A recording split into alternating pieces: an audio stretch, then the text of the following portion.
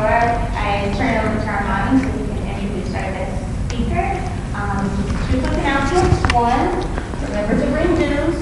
Dues help us to run as an organization. Dues help us to do things that you all want. So if you haven't turned in your dues yet, please turn them into Chris. We have a representative from all of you, and I'll turn it over to him and let him give his announcement. Hi everyone, my name is Mario Miller, and I'm a first year law student here. And this week, over in the law school, we have a diversity week. And it's really just to let, especially like minorities, know that law is a career choice and an option that all of you do have. Hopefully, a lot of you are thinking about that. Thursday, we have two of our world-renowned professors, Professor Garnett and Professor Alexander. They're going to be discussing a California case which really deals with Christian legal societies and how that has kind of shaped a lot of the stuff that goes on here on this campus and a lot of stuff that goes on in the legal world today. So if you guys want to come, 12:30. One thing that you'll learn, which is at the law school, lunch is always provided at these meetings. So if you want to get a free lunch on Thursday at 12:30, please feel free to stop by. If you do want to come, I would recommend reading this case. You're more than welcome to look it up. It is Christian Legal Society in California. I haven't looked at the case yet, so I'm not sure how long it is. Just read as much as you can. You might not understand a lot of it, but most of it you should be able to get. So look forward to seeing a lot of you there. Feel free to stop at the law school, talk to us about not only law school, but other graduate opportunities and anything else that you guys have or need help with. All right? And on that note, I have to go.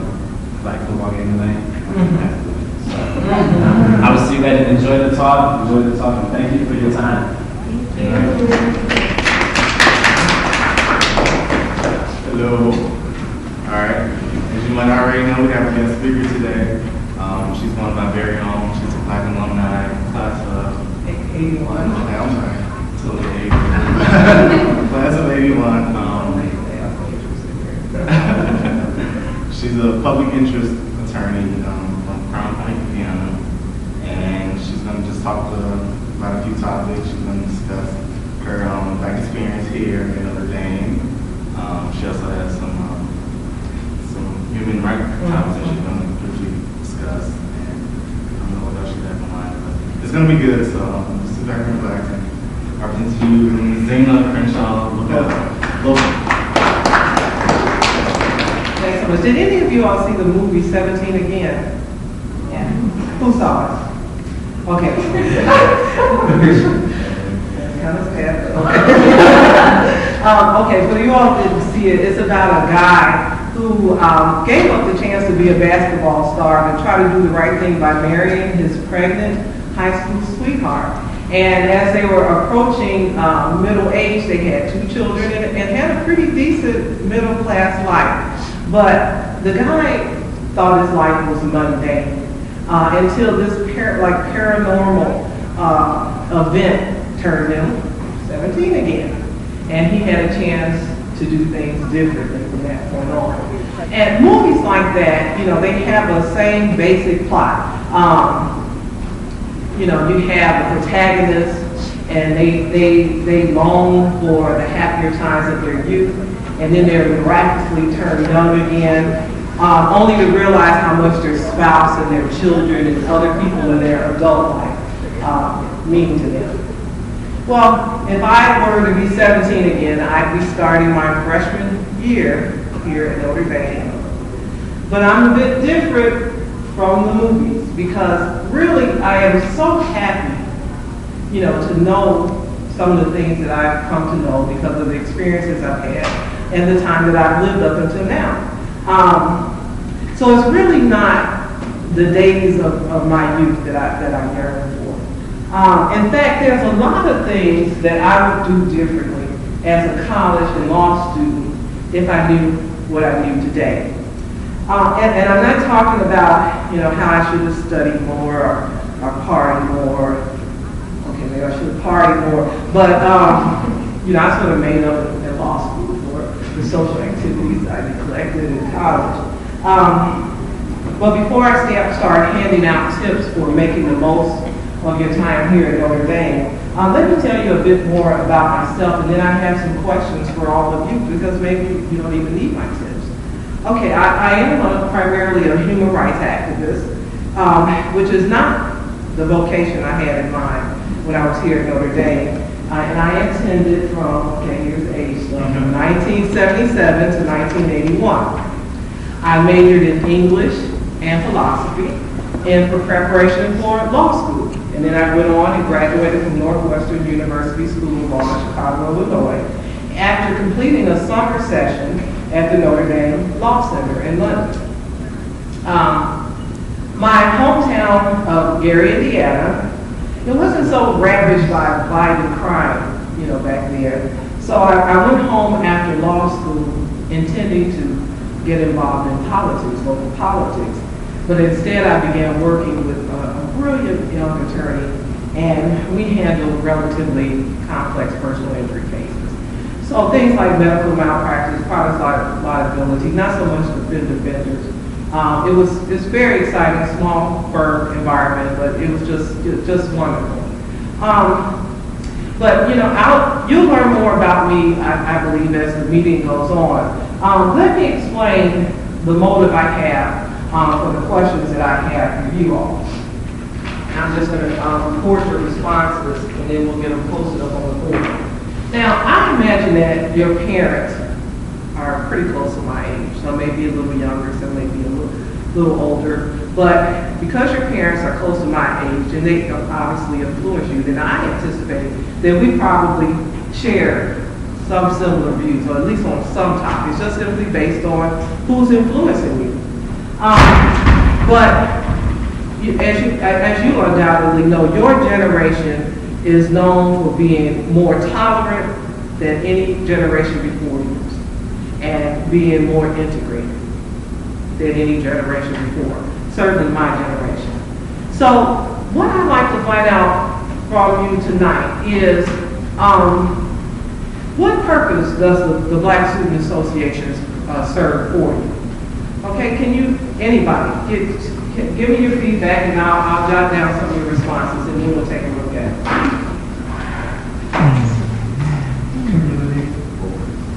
Brittany, why don't you start us off, since you run the organization? Ray already said it. I think community is one of them, but also to kind of have that place where people feel like there's people there that can relate to them. Okay. Anybody else?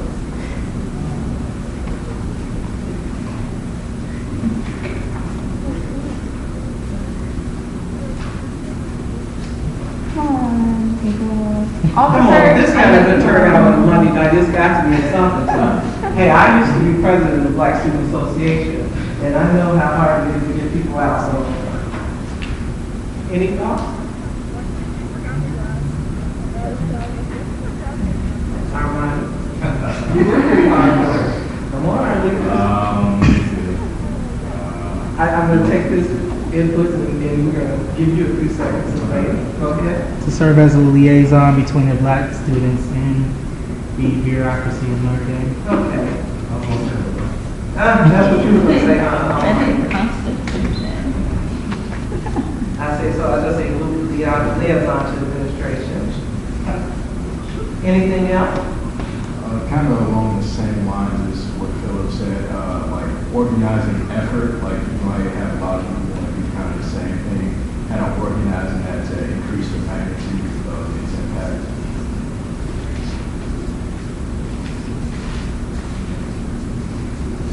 Anybody else? I would say a place where resources that are relative to the community distributed.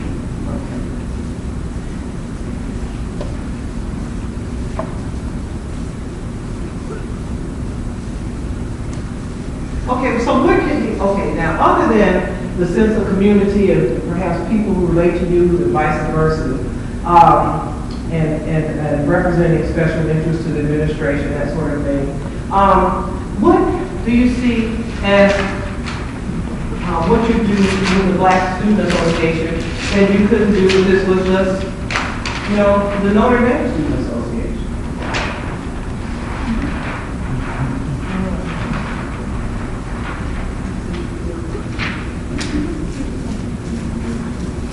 Is there anything other than this, what we have on this list, that you feel that you couldn't do if this was just the Notre Dame Student Association meeting? Go ahead. I think there's like some knowledge that we can get from. I'm sorry to hear. Knowledge. Knowledge. We can get, like, from being able to talk to, like, other Black people, like, I know where you're from area and stuff like that. I mean, not like really like that, but just like, along those same lines of like knowledge that you can get from people to share your same. So not necessarily academic knowledge?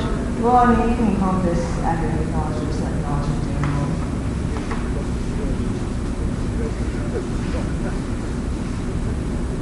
Okay. Academic and also, I guess, social resources, cultural resources.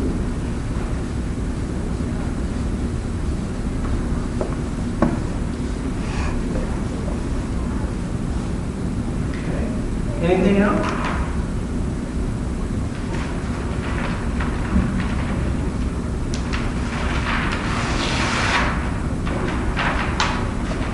Well, let me ask you this. What do you think you could, if this was just the Notre Dame Student Association, and I don't even know if they have something like that, do they?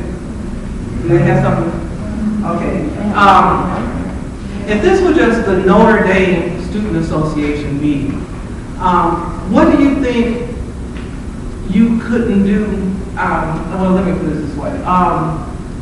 Is there anything that you could do that you can do here that you couldn't do if this was the Notre Dame Student Association, other than perhaps address issues particular to African American students? Is there anything else? Go ahead. I feel like it would be harder to address like specifically Black issues because if it was just a Notre Dame student organization, then the priority isn't on African Americans. It's just, you're including everyone. So it's just harder to get Black specific things done. I feel.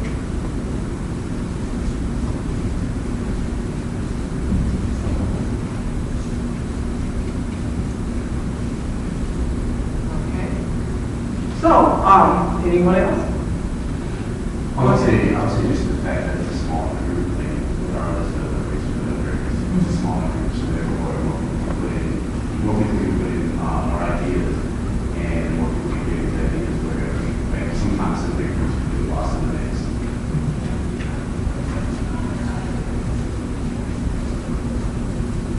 Okay. Now, I would say these look pretty good. Does anybody else want to have anything? Okay, I would say these are pretty much the reasons that we would have listed, 100 years ago when I was here as a student. So help me understand then what's staying the same and what's different. I see my godchildren. I don't have any children, but I see my godchildren in these very integrated environments, and I see, generations slowly but surely losing a sense of culture, race and culture issues.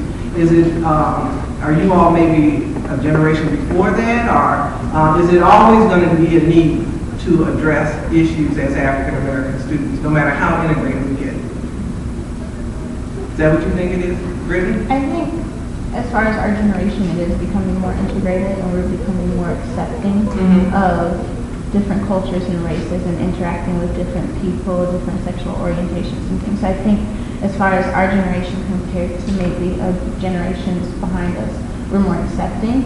But I think to ignore the fact that we are Black is something that tends to happen sometimes. And no matter what situation we are in, the color of our skin will not change. So those issues will inevitably